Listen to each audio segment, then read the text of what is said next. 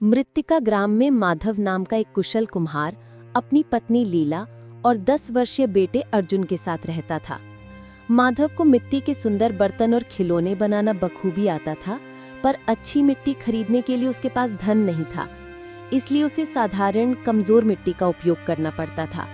अर्जुन बेटा, चलो आज हमें हाट बाजार जाकर अपने मिट्टी के बर्तन और खिलौने बेचने हैं।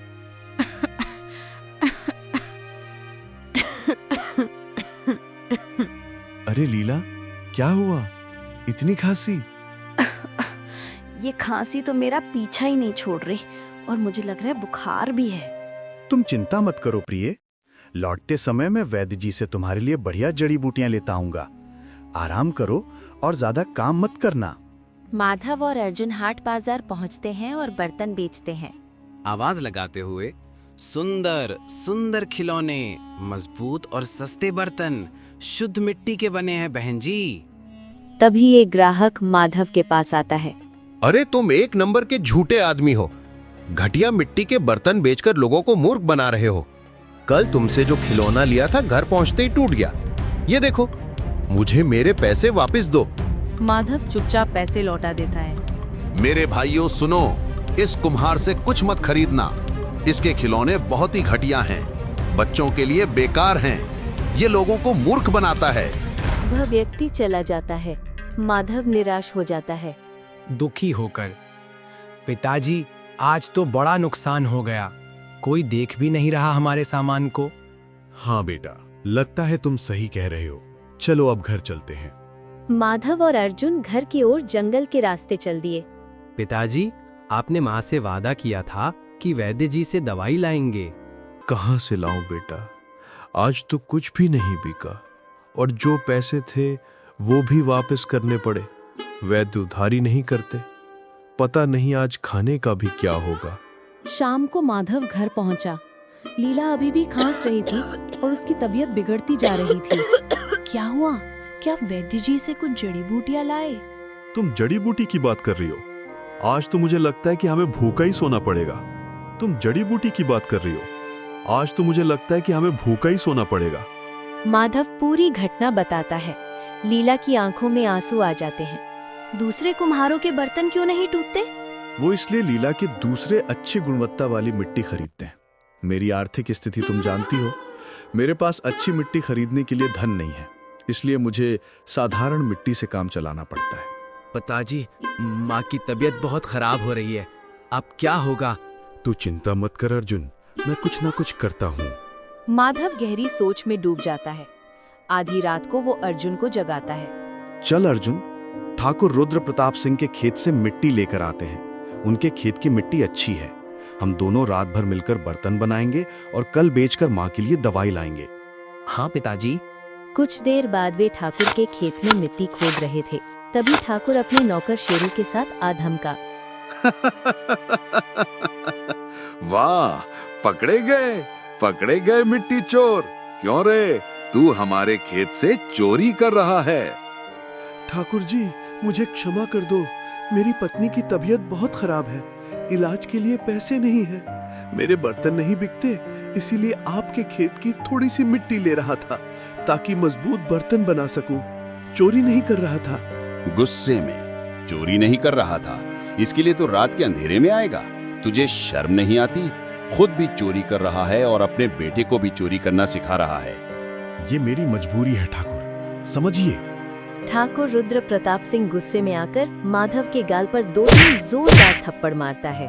अरे शेरू, इन दोनों को धक्के मारकर खेत से बाहर निकाल दे। बाहर निकल मिट्टी चोर। वो माधव और अर्जुन को धक्के मारकर निकाल दे। सुन लो, अगर दोबारा मेरे खेत में घुसे तो मार मार के टांगे तोड़ दूंगा। ने उससे कुछ कहा क्यों नहीं? उस निर्दयी ने ये भी नहीं सोचा कि वो एक बेटे के सामने उसके पिता को मार रहा है। मैंने तो आपसे कहा था कि गरीब लोगों का बुखार ठीक हो जाता है। मेरे पति का अपमान हुआ और मैं कुछ नहीं कर पाई। मेरे पति का अपमान हुआ और मैं कुछ नहीं कर पाई। कुछ देर बाद जब लीला सो गई, माधव आंगन में अर्जुन को मिट्टी के बर्तन बनाने की बारीकियां सिखाने लगा। अरे वाह अर्जुन, तुम तो बहुत अच्छी बर्तन बनाने लगे। अर्जुन, अब अगर मैं नहीं रहा तो भी तुम्हें कोई दिक्कत नहीं होगी। ऐसी बात मत कहिए पिताजी, आप हमारे साथ हमेशा रहेंगे। मैं आपके बिना नहीं रह सकता। माधव चुपचाप जाकर लेट जाता है। अगली सुबह लीला उठी तो देखा कि माधव इस दुनिया से जा चुका था। अपमान वो बर्दाश्त नहीं कर सका और 10 वर्ष बाद अर्जुन अब 20 वर्ष का एक सुंदर नौजवान बन चुका था। उसके हाथों में अपने पिता जैसी ही कलाकारी आ गई थी। बेटा, हमेशा ईमानदारी से काम करना। ईमानदारी से सफलता देर से मिलती है, पर वो बहुत दूर तक जाती है। अर्जुन मुस्कुराया और हाट बाजार चला गया। वहाँ सेठ धनराज नाम का एक व्यापारी उसके पास आया। अर्जुन, तुम्हारे बर्तन तो बड़े ही सुंदर होते हैं, बस एक ही खराबी है, ये जल्दी टूट जाते हैं। हाँ सेठ जी, अच्छी मिट्टी ना मिलने के कारण ही मैं अब तक इतना पीछे हूँ। मेरी बात सुनो, प्रीतमपुर राज्य में एक बड़ा मेला लगा है और वहां के मुखिया ने मुझे बहुत सारे बर्तन खरीदने का आदेश दिया है। मैं तुम्हारे बनाने के तरीके से बहुत प्रभावित हूँ। अगर तुम मजबूत और टिकाऊ बर्तन बनाकर दे सकते हो तो मैं तुम्हें 50 स्वर्ण मुद्राओं का ठेका दे दूंगा। चौंक कर, क्या 50 स्वर्ण मुद्राएं?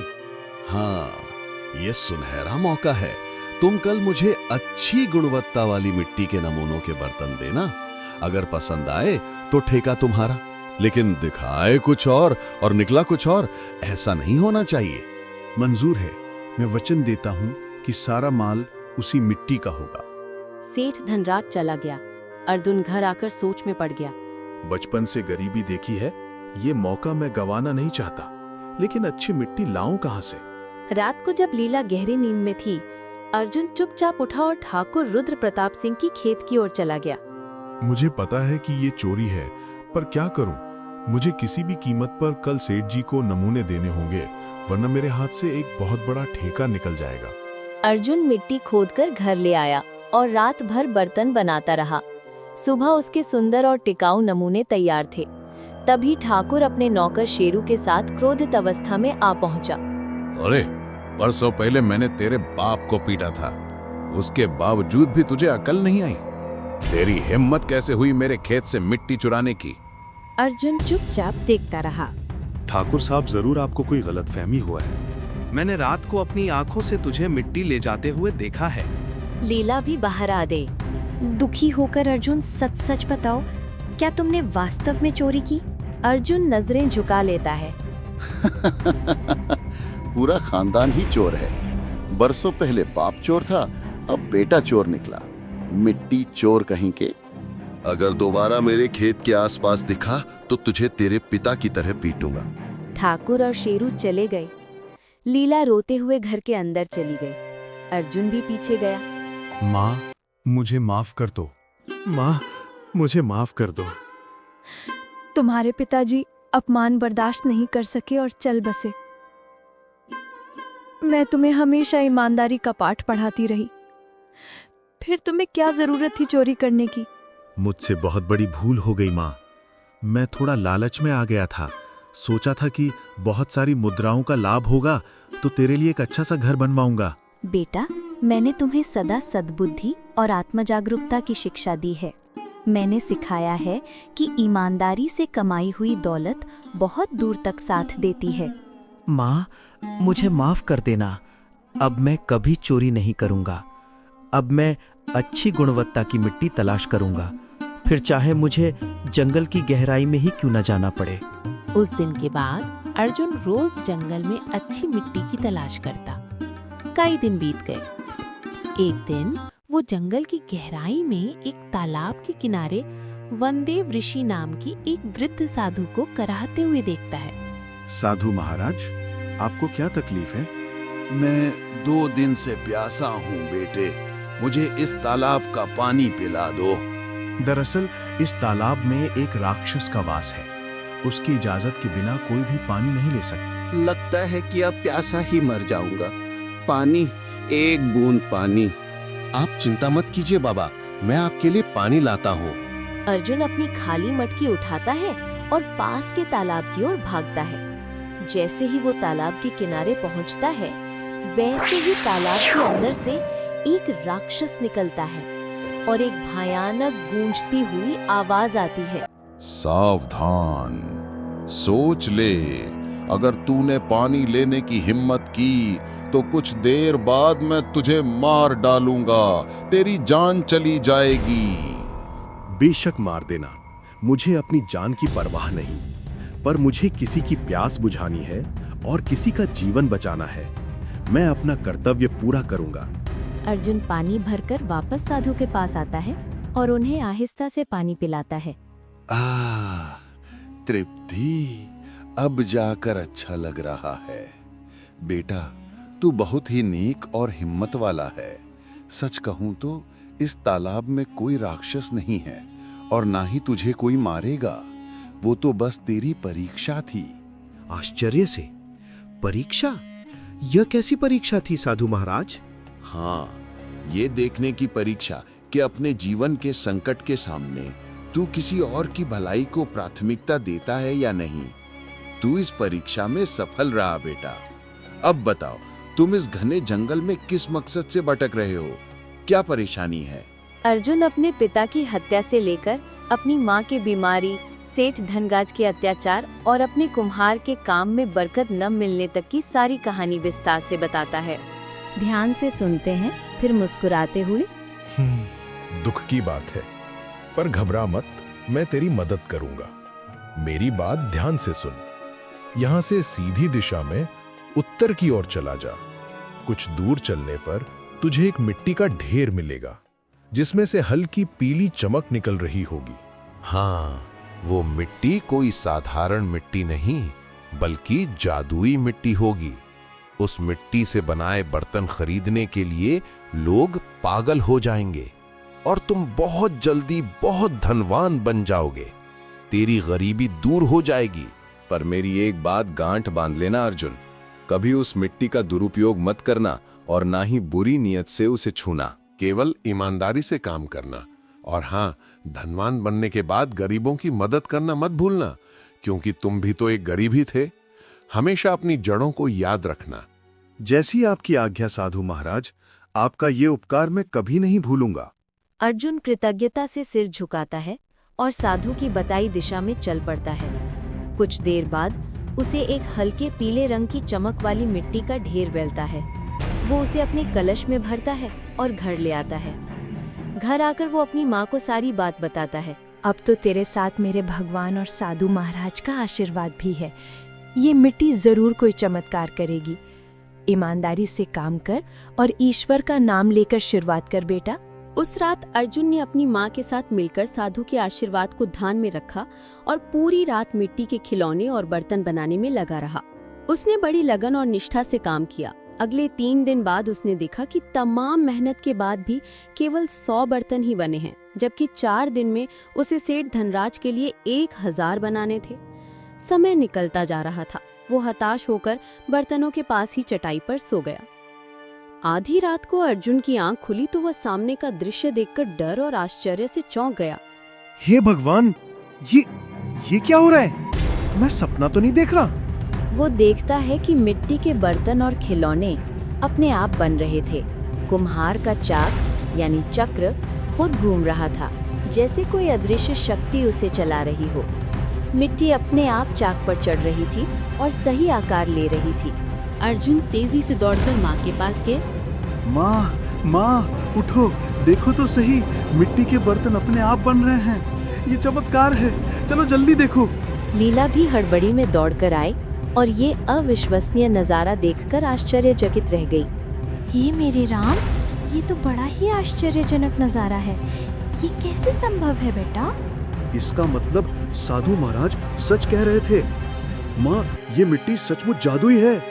बेटा, तूने देखा, ये है ईमानदारी के फल का नतीजा। तूने पहली बार बिना किसी छल या लालच के अपनी माँ की भलाई के लिए पूरी निष्ठा से काम किया। इसीलिए तुझे साधु महाराज मिले और उन्होंने तुझे ये जादुई मिट्टी दी। हाँ माँ, इन बर्तनों के बनने की रफ्तार देखकर तो लगता है कि कल ही 1000 बर्तन तैयार हो जाएंगे। अब सेठ धनराज को कोई शिकायत नहीं होगी। माँ बेटे दोनों ने रात भर उस अद्भुत दृश्य को निहारा। तय समय के अंदर अर्जुन के 1000 बर्तन एकदम सटीक और उत्तम तरीके से तैयार हो गए।